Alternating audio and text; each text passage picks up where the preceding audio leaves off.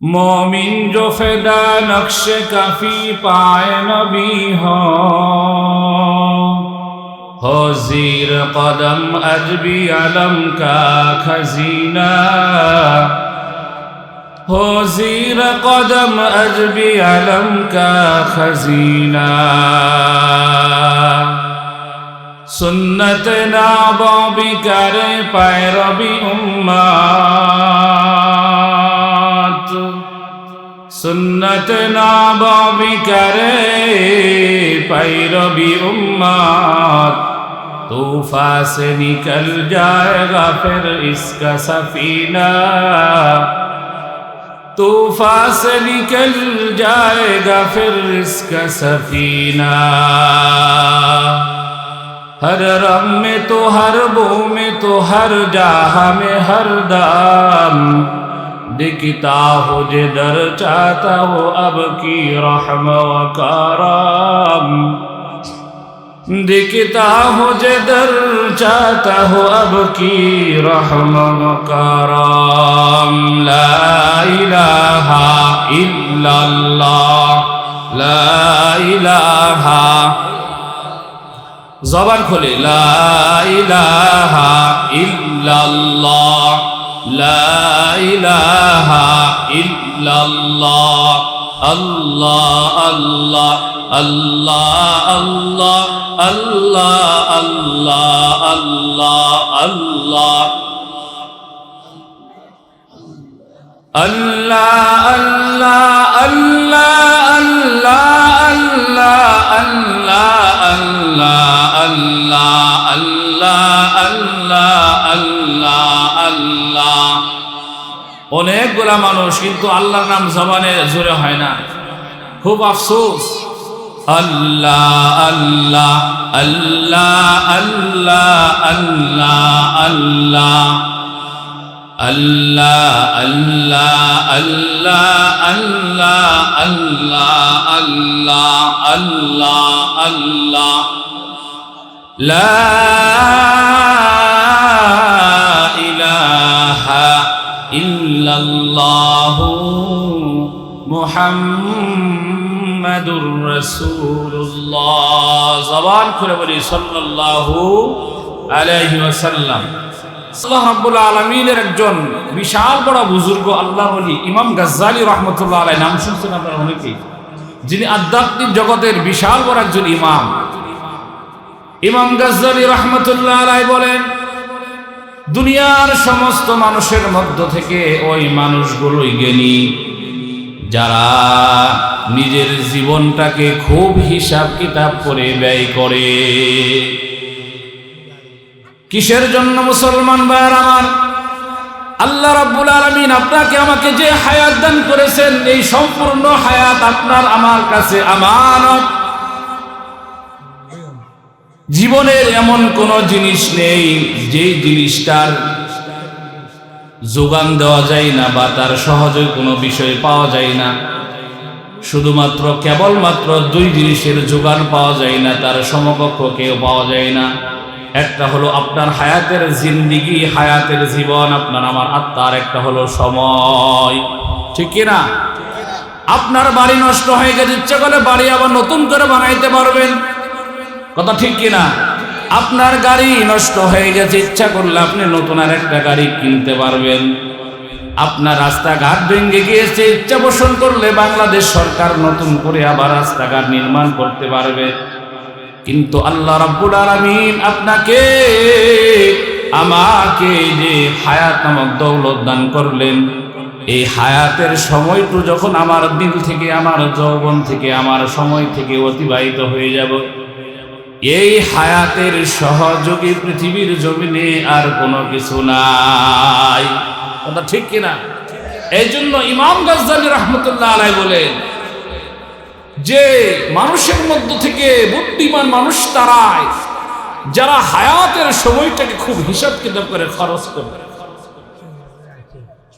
এ চমন সারা ভি হোগা এ খবর বুলবুল কুদো ताकि अपने जिंदगी को सोच कर कुर्बा करे কবি বলেন, ও বুলবুলি পাখি, ও দুনিয়ার উম্মতি দল নবীর উম্মত, আমি তোমাদেরকে বলে যাইতেছি উম্মত, হায়াতের সময়টাকে খুব মূল্যায়ন করো। ও বুলবুলি পাখি, তুমি যেই ফুলের বাগানের মধ্যে থেকে এত খুব নিজেকে আনন্দ বোধ করো, ও বুলবুলি পাখি, এই ফুল বাগানের অবস্থা কিন্তু সব সময় একরকম থাকবে না। কি বলেন আপনারা, থাকবে? ফুল বাগানের অবস্থা কিন্তু সব সময় একরকম থাকে না। তদ্রুপভাবে এই কবি আমাদেরকে বলতেছেন, ও নবীর উম্মত, তোমার হায়াতের যে সময়টা আছে, এই হায়াতের সময়টা কিন্তু একরকম থাকবে না। কবি আমাদেরকে বলতেছেন, হে উম্মতি মুহাম্মদী, এই নবীর উম্মতের দল, আল্লাহ তোমাকে যে হায়াত দিয়েছেন, এই হায়াতের সময় কিন্তু তোমার একই রকম থাকবে না, হায়াতের মধ্যে পরিবর্তন ঘটে। ও ভাইরা, বাবারা, ঘটে কিনা বলেন আপনারা? যারা আমারে ছোটকাল থেকে চিনেন, আমি কিন্তু ছোট সময় এমন ছিলাম। কথা বলেন, এমন ছিলাম। আপনারা যারা এখানে আছেন আমার বাবার বয়সের, আপনাদেরকে আমি দেখেছি, আপনাদের দাড়িগুলো কালো ছিল, আপনাদের মুখে দাড়ি ছিল না। এখন আপনাদের মুখে দাড়ি হয়েছে, দাড়িগুলো কালো থেকে সাদা হয়ে গিয়েছে। তার মানে হলো জীবনের আপনি শেষ দ্বার প্রান্তে এসে পড়েছেন। কোন সময় জানি মালাকুল মাউত আপনার কাছে চলে আসে বলা যায় না। কথা ঠিক কিনা? ও আমার পর্দানিশী মা বোনেরা, পর্দারের মা বোনেরা, আপনি একদিন আপনার স্বামীর বাড়িতে নতুন শাড়ি পরে বধূ হয়ে আপনি যে বাড়িতে আসছিলেন, কিন্তু আজকে আপনি সাদা শাড়ি পরার উপযুক্ত হয়ে গিয়েছেন। আপনার শরীরের চামড়াগুলো ঢিলা হয়ে গিয়েছে। বলা যায় না কোন সময় মালাকুল মাউত আপনার কাছে চলে আসবে।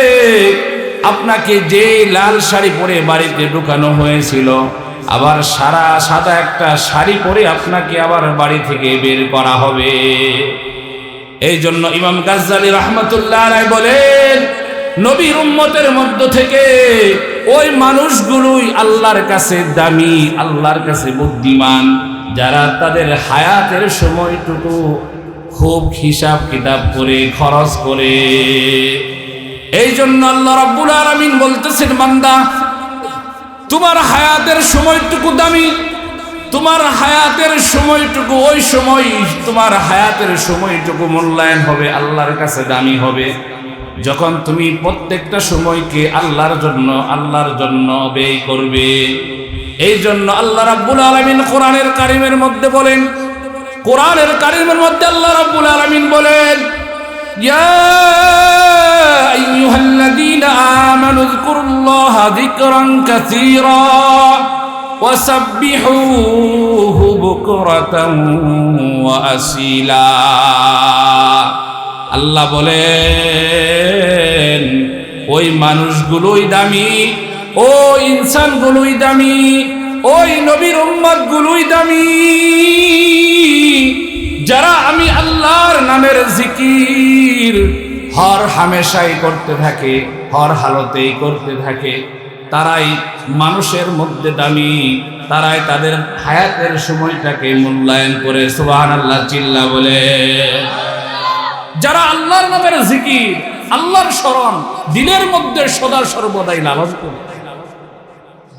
কারণ আল্লাহর পয়গম্বর হাদিসের মধ্যে বলছেন, নবী আমার হাদিসের মধ্যে বলেন, জান্নাতি মানুষের দিলের মধ্যে কোনো রকমের আফসোস থাকবে না। একজন জান্নাতি মানুষ যখন জান্নাতে যাবে, এই জান্নাতি কোনো মানুষের দিলের মধ্যে, মনের মধ্যে কোনো বিষয়ে আফসোস থাকবে না। রাসূল বলেন, শুধুমাত্র কেবলমাত্র প্রত্যেকটা জান্নাতি নর-নারীর দিলের মধ্যে একটা বিষয় আফসোস থাকবে, সেটা হলো যে সময়টা আপনি আমি অযথা নষ্ট করেছি, গল্প গুজর করেছি, অযথা মোবাইল টিপে টিপে আমার সময়টাকে নষ্ট করেছি, চায়ের দোকানে বসে আমার হায়াতের সময়টাকে নষ্ট করেছি। রাসূল হাদিসের মধ্যে বলেন, পুরো জান্নাতীর দিলের মধ্যে কোনো আফসোস থাকবে না।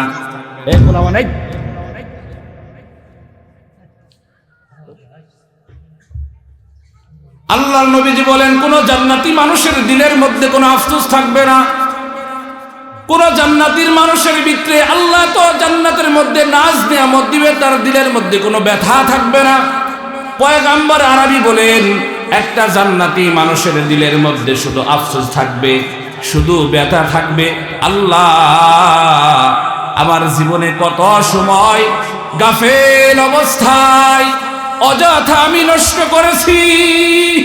আল্লাহ, যদি আমি অবসর সময়ে তোমার নাম একবার আমি উচ্চারণ করতাম, জবানে বলতাম, শুধু যদি বলতাম আল্লাহ, সকলেই জবান থেকে বলেন আল্লাহ। আল্লাহকে জোরে ডাক দেন, আল্লাহ আল্লাহ, সুবহানাল্লাহ, আলহামদুলিল্লাহ, ওয়ালা ইলাহা ইল্লাল্লাহু, আল্লাহু আকবার। জান্নাতি মানুষগুলো আফসোস করে বলবে, আল্লাহ, আমার হায়াতের কত জীবন আমি অযথা নষ্ট করেছি। এই জন্য রাসূল আরবি, আমাদের পয়গম্বর আরবি হাদিসের মধ্যে বলেন, ইন্নাশ শাইতানা জাসিমুন আলা কলবি ইবনে আদম। নবীজি হাদিসের মধ্যে বলেন, আদম সন্তানের, প্রত্যেকটা আদম সন্তানের দিলের মধ্যে শয়তান তার দিলের মধ্যে উৎপেতে থাকে, তার দিলের দিকে ঝুঁকে থাকে। ইদা যাকারাল্লাহু হানাসা, যখন সে আল্লাহর নামের জিকির করে শয়তান তার থেকে দূরে চলে যায়। জোরে বলেন সুবহানাল্লাহ। আল্লাহর নবীজি বললেন, আমার যে উম্মত জবান দ্বারা আল্লাহর নামের জিকির করবে, এই জিকিরের দ্বারা শয়তান তার থেকে দূরে চলে যাবে। ও মুসলমান ভাইরা আমার, রাসূল হাদিসের মধ্যে আরো বলেছেন যে পৃথিবীর সর্বশ্রেষ্ঠ আল্লাহর কাছে আমল হলো জিকরুল্লাহ, আল্লাহর নামের জিকির, আল্লাহর নামের জিকির। কিন্তু মুসলমান ভাইরা আমার, আফসোস এবং অনুতাপের বিষয়, আজকে আমাদের সমাজে এক শ্রেণীর যুবক ভাইরা আছে, জাকের ভাইরা আছে কিনা, জিকিরটাকে এমন প্রাধান্য দেয়, সে আল্লাহর ফরজ বিধান নামাজ পর্যন্ত পড়ে না। কথা ঠিক না বেঠিক? হ্যাঁ, জিকির আল্লাহর কাছে বড় ইবাদত, আল্লাহর কাছে জিকির বড় ইবাদত। রাসূল বলেন, ইন্নাশ শাইতানা আলা ইবনে আদম কলবি, ইবনে আদমের সন্তানের দিলের মধ্যে শয়তান উকি মারে, ছু মারে, তাকে কুমন্ত্রণা দেয়। ফাইদা যাকারাল্লাহু, যখন সে জিকির করে হানাসা, শয়তান তার থেকে দূরে চলে যায়। ওয়াইদা গাফালা ওয়াসওয়াসা, আর যখন শয়তান, যখন সে গাফেল থাকে, আল্লাহর নামের জিকির করে না, আল্লাহকে স্মরণে রাখে না, ওয়াসওয়াসা, শয়তান তাকে প্রবঞ্চনা দেয় গুনাহে। তাহলে শয়তানের প্রবঞ্চনা থেকে আমাদের এক নম্বর মেডিসিন হলো, এক নম্বর আমার পরামর্শ হলো রাসূলের হাদিসের ভাষ্য অনুযায়ী, সেটা হলো, যদি আমরা শয়তানের ওয়াসওয়াসা থেকে আমার জীবনটাকে আমি হেফাজত করতে চাই, তাহলে আমার সর্বোপরি এক নম্বরে যেই আমলটা করতে হবে সেটা কি? আল্লাহর নামের, কথা বলেন আল্লাহর নামের জিকির। আল্লাহর নামের জিকিরের বিকল্প কোনো আমল আল্লাহ রাসূল আমাদেরকে দেন নাই। কারণ মুসলমান ভাইরা আমার, যেই মানুষটা আল্লাহর নামের জিকির করবে, শয়তান তাকে ওয়াসওয়াসা দিতে পারবে না। রাসূলের ওয়াদা, যেই আল্লাহর নবীর উম্মত জবানের মধ্যে জিকিরকে জিন্দা রাখবে, তাকে শয়তান ওয়াসওয়াসা দিতে পারবে না। আর যেই বান্দাকে শয়তান ওয়াসওয়াসা দিতে পারবে না, তার দ্বারা নামাজ কাজা হবে না। কথা ঠিক না বেঠিক? যেই মানুষের দিলের মধ্যে শয়তান ওয়াসওয়াসা দিবে না, শয়তান তার দ্বারা মিথ্যা কথা বলাইতে পারবে না। কথা ঠিক না বেঠিক? যেই মানুষটা শয়তান ওয়াসওয়াসা দিতে পারবে না, তার দ্বারা গীবত, শিকায়েত, মালের মধ্যে ভেজাল করা, মিথ্যা, ব্যভিচারী, জিনা, সুদ, ঘুষ তার দ্বারা হতে পারবে না। কথা ঠিক না বেঠিক? ঠিক না বেঠিক? তার দ্বারা হতে পারে না। এই জন্য মুসলমান ভাইরা আমার, আজকে আমরা এত গুনাহ কিসের জন্য করি?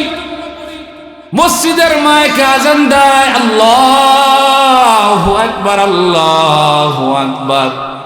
মুয়াজ্জিন বলে আল্লাহ বড়, আল্লাহ বড়। ল্যাব তোষক ছেড়ে তুমি মসজিদে যাওয়ার প্রস্তুতি গ্রহণ করো। শয়তান বলে আরে মুয়াজ্জিন মাত্র আজান দিয়েছে, ফজরের আজান দেয় জামাতের কমাস কম 20 থেকে 30 মিনিট আগে, তুই আরো একটু ঘুমায় এল। কথা ঠিক না বেঠিক? কিসের জন্য? আমি তো আল্লাহর নামের জিকিরের সহিত আমি বিছানায় যাই নাই, ঘুমের ঘরে যাই নাই।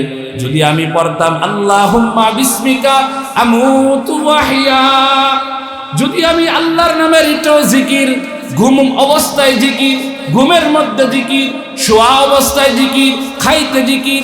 শুধু আমরা মনে করি আমি বসলাম, ভুল হয়ে বসলাম, মাইক একটা লাগাইলাম, জিকির শুরু করলাম, খাজা বাবা রে দয়াল মুর্শিদ রে। আমরা মনে করি এটা জিকির। কথা ঠিক কিনা? এই যে খাজা বাবারে দয়াল মুর্শিদে বললাম, যারা আপনার একদম ভণ্ডমূর্খ মানুষ, ও লিখতে কলম ভেঙে ফেলান, জীবনও বিসমিল্লাহ কইতে পারেন না, আপনারাই কন এখানে আল্লাহর নামের কোন জিকিরের শব্দ আছে? জোরে কন মিয়া, আছে? তাহলে আমরা কিসের জিকির করি? অথচ রাসূল বলছেন জিকির শুধু আল্লাহর নামের আল্লাহ আল্লাহ, এটা জিকির না। আল্লাহর নিয়ামতের খাবার সামনে আসছে, রাসূল বললে তুমি খাবারের জিকির করো। এবার আপনারা জিজ্ঞেস করতে পারেন রাসূল হুজুর খাবারের জিকির আবার কি? রাসূল বলেন খাবারেরও জিকির আছে। তোমার সামনে যে আল্লাহ তাআলা নিয়ামতের রিজিক আসছে, এই নিয়ামতের রিজিক রাসূল বলেন যখন তোমার সামনে খাবার আসবে, খাবারের জিকির হলো খাবার সামনে আসলে যে দোয়া পড়তে হয় সেই দোয়া তুমি পড়ো, আল্লাহুম্মা বারিক লানা ফিমা রাযাকতানা ওয়া কিনা আযাবান নার। খাবারের জিকির।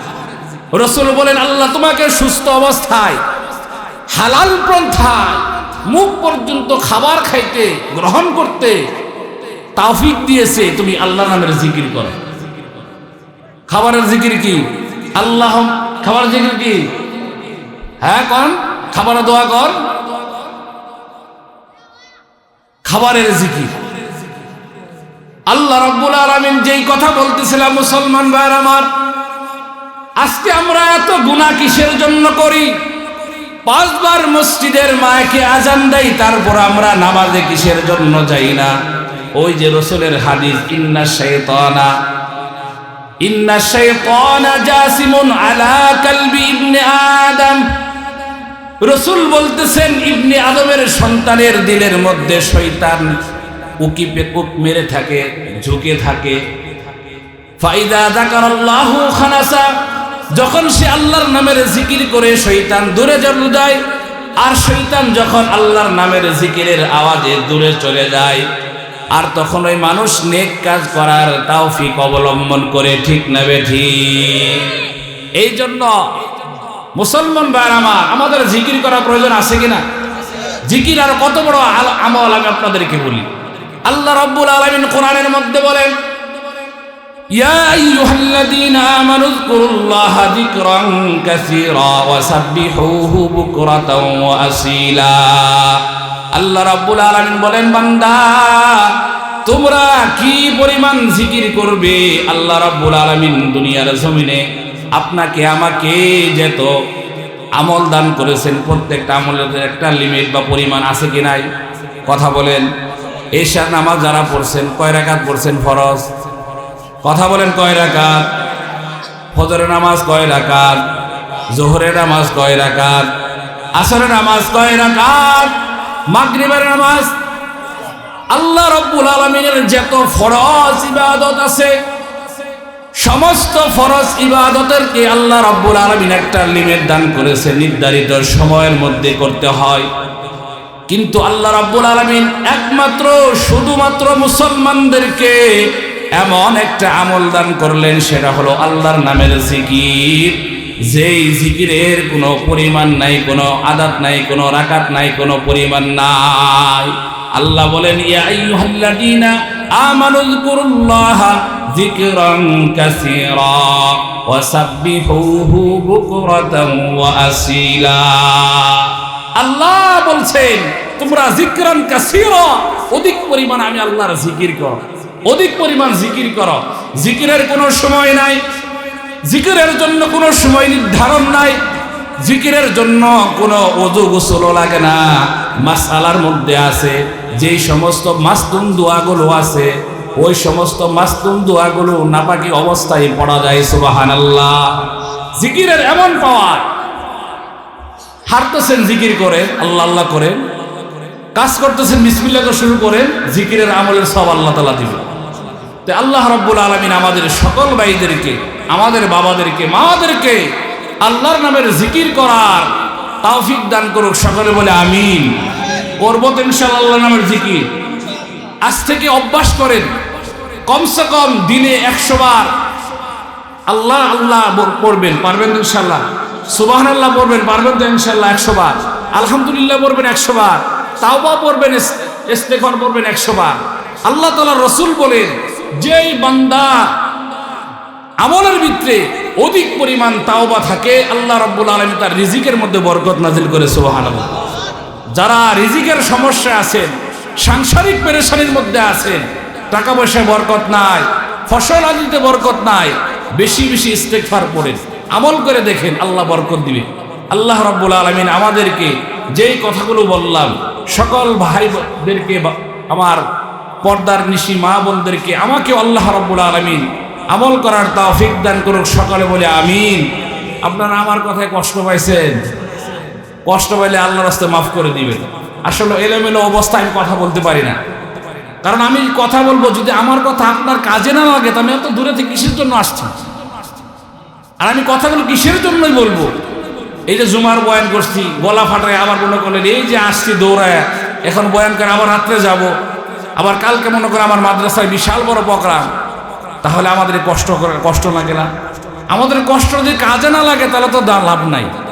যাই হোক, এই পর্যায়ে আমাদের সম্মুখে যিনি উপস্থিত হয়েছেন, আমাদের শ্রদ্ধেয় বড় ভাই, যার বদলতে আজকে ঢাকার বিভিন্ন জায়গায় বিভিন্ন মানুষ আমাকে চিনে মহব্বত করে।